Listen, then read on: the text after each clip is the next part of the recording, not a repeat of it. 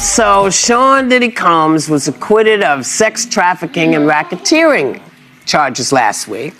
They found him guilty of 2 prostitution charges. And he faces up to 20 years in prison and denies all allegations.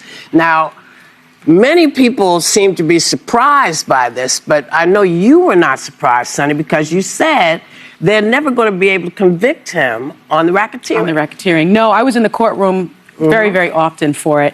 And I've tried RICO cases. And RICO was really meant for the mafia, you know, where the organized criminal enterprise is very clear. Right. This was not very clear. Yes, he ran Bad Boy Records, and he had employees that kind of cleaned up hotel rooms and booked transportation, but they never really made it clear that they couldn't even get Al Capone on it. No, and it's a very, very difficult statute to work with. The other thing is, in terms of sex trafficking, you know, people have a difficult time in understanding when someone is being sex trafficked.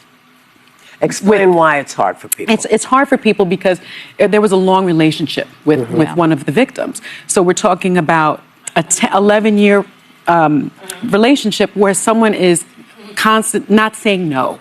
Never saying no, and actually actively agreeing to it and saying, I really want to do this with you. And I think with 8 men on the jury and 4 women, what man is going to find him guilty of that without and understand that no is no, yes is yes, and sort of the blurred lines between that. And the victim psychology of how people are victimized, made small, and how it's not a clarity of mind always. Yeah, it's a power dynamic, and I don't think the government did a good job of explaining domestic violence and how no, yes can mean no. They just didn't have it. And the Mann Act, honestly, which is the transportation for someone for prostitution, it was a slam dunk.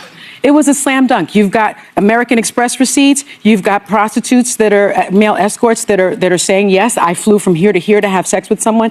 That's a given, but 20 years in prison.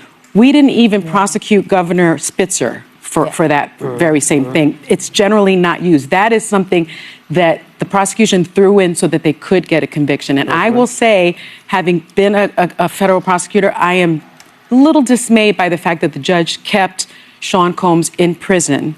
Now, why? He said that because there was proof of domestic violence, that he was, that society couldn't be protected from him. And I think that's the wrong thing. No, I know with all his money, that's surprising. It's not a flight risk because all you have to do is you have to sort of figure out how to keep that person here in the United States. You take away the person's passport.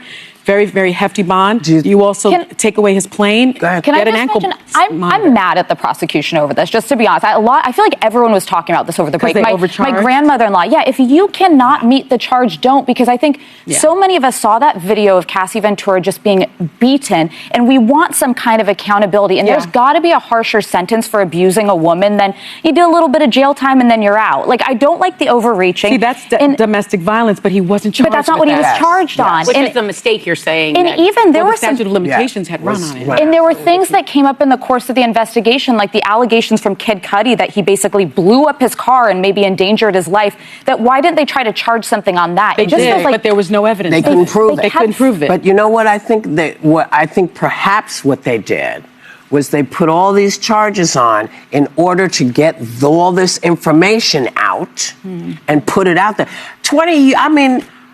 I don't know if I got 20 years to give to a joint. I mean, to a jail. We all know about the case for Sean. It has been going on for a while.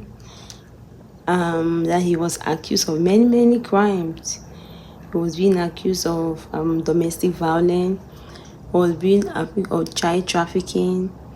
He was being accused of taking people's life, threatening people violently. But we all know that he has been in jail for 10 months. And the women in the review said that they gave him 20 years, which was not right because many people did not know that they were going to give him this so much years. 20 years is a lot of time. So why will they give him such a time? The other governor who had the same committed the same scenario like him did not go to jail for that long. It is not fair the way they are treating him. Maybe because he was black. Maybe that's a way to put him down.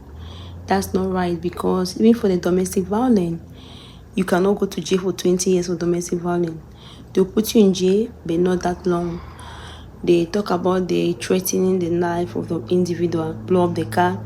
There was not even any evidence for that. So why will they put him in jail? Then when I am and talk about the other cases that women get up and testify against him, but that was not it. That it was somewhat confusing because you see a lady who have been agreeing with what they are doing. You see a lady who did not deny, but come say that they rape you, but they falsely have their way on you, but which is not true. So all those were fabricative according to the women in the view. They don't see that as possible. To them, the judge was not fair in how he judged the case. The judge could have only let him go out. That the judge is scared that if he go out, he's going to run away. There are many ways they put chains on some people's legs to identify them. They do take some people's passport. They do limit you for many things. There's a way they watch individuals, not only the United States. They can seize his plane.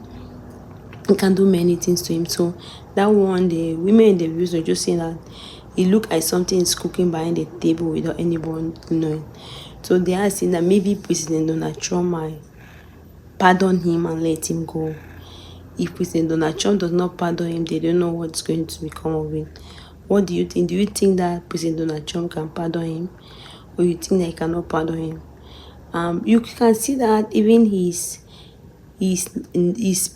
women in the recent, although it did not work the way they want, and I just want to appreciate those women who came out and testify against other testify, because it's not nice for women to remain quiet. Women have been abused and all they do is just to stay quiet. It was a good thing that she came out and they came out and spoke, and which was a good thing. They testified. No one should be treated the way they did. No one is supporting what Sean did, but the punishment they gave him is too much for him. What actually do you think? Do you believe that they are going to reduce it? You can see that his people, like his homeboys, as they call it, where he grew up, they came and they were crying for him that Sean built an apartment and gave everyone to live there for free.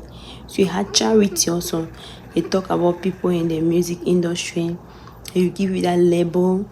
He advised people how to invest. He was the one who was very pushful, and he helped a lot of people to get off from poverty. He helped a lot of people to get big.